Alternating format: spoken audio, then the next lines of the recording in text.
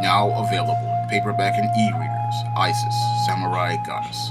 The goddess next door takes on kung fu killers in this action-packed martial arts Isis series adventure. Get Isis, Samurai Goddess in paperback and e-readers today. I'm this close to walking away from the complete Berlantiverse at this point. Now, when it comes down to the Berlanti and DC television universes, I wanted them to give me a chance with the finale to give me a reason to keep watching.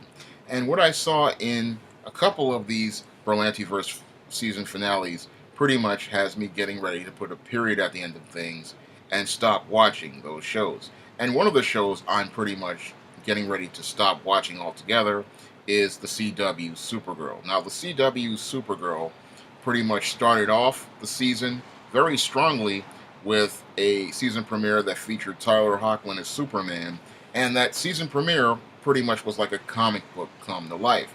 Unfortunately, as the season progressed, the series pretty much lost its way, and the season finale pretty much showed me how lost this series is. Now, there was a point in the Supergirl season finale where the villain pretty much takes out some silver kryptonite and controls Superman, and Supergirl and Superman have this fight. And as I'm watching this Supergirl Superman fight, it is one of the most ridiculous things I have ever seen, and especially to see Supergirl beat Superman. And then at the end of the episode, Superman pretty much conceding that Supergirl is just as powerful as he is. When anybody who has watched everything about Superman from Justice League and Justice League Unlimited, where we see that Superman always holds back, you know, we understand how powerful Superman is. And when I looked at this episode and we have Supergirl saying that, she was taking on Superman at full power, that was ridiculous because I look at human beings and the proportionate strength, and a Kryptonian would be pretty much the same thing. If a man is 8 times stronger than a woman, then Superman would be 8 times stronger than Supergirl. So that entire finale pretty much emasculated Superman, and that was one of the big issues I had with this Supergirl show. They pretty much went out of their way to pretty much emasculate a lot of the males on this show. You put Black James Olsen in the friend zone and then made him the guardian of the friend zone.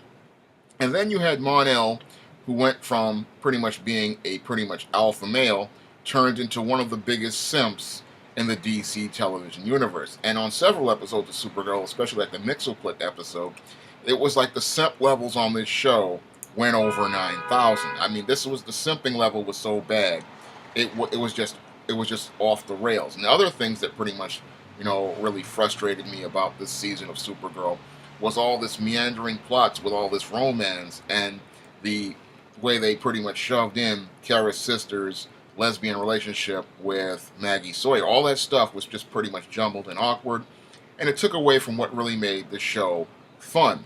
What made the show fun was it was all about action and adventure, superheroes fighting supervillains, and all of that pretty much got lost in Season 2. And one of the reasons why things got so lost in Season 2 was due to the fact that it seems like the writers of CW Supergirl seem to want to push some sort of feminist SJW narrative in the show. And that's what really made the finale really annoying, because they wanted to emasculate Superman to continue to push the feminist SJW narrative on the show. And this is one of the reasons why I just pretty much had a hard time watching this season, because they really was so jumbled and pretty much directionless, because they kept trying to push an agenda instead of just letting stories flow organically.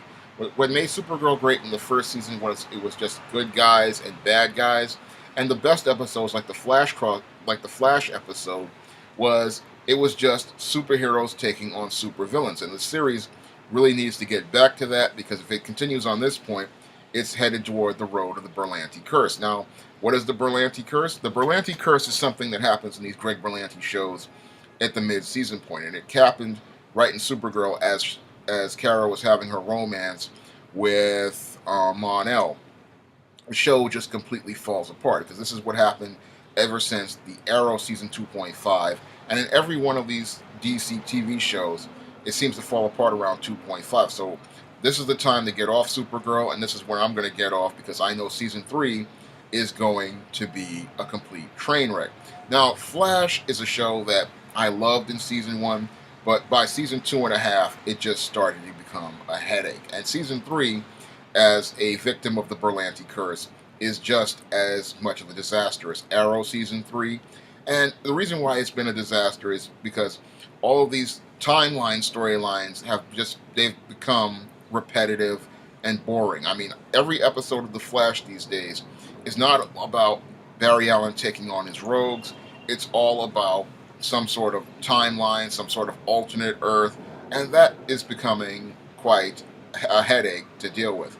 And the climax of the Flash season finale was supposed to be Barry taking on this Savitar, but that pretty much fell apart in the 2 episodes before when they revealed who Savitar was. They revealed that Savitar was a future Barry Allen, and that's when I said CW's Flash had pretty much run out of gas, because for that type of plot revelation, that really shows that the writers were running out of stories to tell. And the big problem with the Flash is, ever since the 2nd season, they have been telling the same story as the 1st season, which is another time travel story arc or another alternate universe story arc. And this season, it just got to the point where it just got grating. And then the finale of the season finale was the most ridiculous thing I ever saw. Barry has to go back into the Speed Force, and he just does so, and that was just like, that was a straw that broke the camel's back.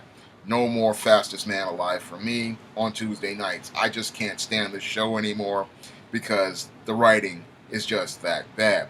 To my surprise, though, the Arrow season 5 finale, that was actually pretty good for some reason. In spite of the bumbling, stumbling Mr. Terrific, the action on the island pretty much built up to a very, very strong climax. It was very well paced, very well done. The writing was very tight, and I wondered, where were these writers for Supergirl and The Flash? Whoever wrote that Arrow season finale, they just need to get a raise, because they did a very good job on that finale, and the conclusion of it pretty much is going to make season 6 very interesting. They did a very good job on the Arrow finale, and while Arrow stumbled towards the mid-season point, they pretty much finished very strong. And this has been one of Arrow's best seasons to date, and I think that they are trying to get it together on that show as it relates to the writing. But as it relates to most of these Berlanti shows, the writing just still is not consistent. And that's one of the big problems with these Berlanti shows, is that the writing isn't consistent. When I look at Supergirl season 2, and the finale there, that was not giving me an incentive to watch season 3. And I look at Flash season 3's finale, that's just giving me a reason just not to watch this show at all. Both of those shows need to go back to basic good guys and bad guys, and with the Flash, they just need a whole new story paradigm altogether. No more alternate universes, no more alternate Earths. Just get back to good guys and bad guys. And with Supergirl, please stop with the feminist narrative.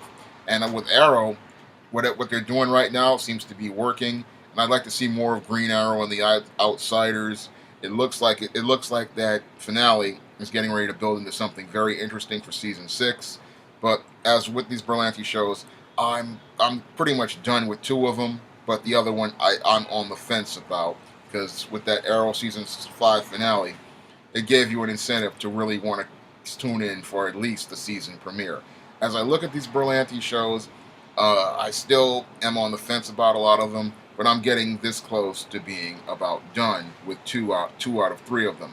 And as I look at them, I really want to see more consistent writing and more consistent storytelling, because I really want to see the DC television universe compete with the Marvel universe and really turn this into the horse race that it should be with movies and television. I really think that there could be a horse race, but it's just all about both of them getting their stories together and getting their story models together to produce entertaining stories on the screen. If you'd like to try some of my SJS Direct titles, you may do so by clicking the link in the description box. And if you like the content on this channel, you may do so by donating $1 or so to my Patreon by clicking the link in the description box. That's all I have to say for this video. You can comment, rate, and subscribe.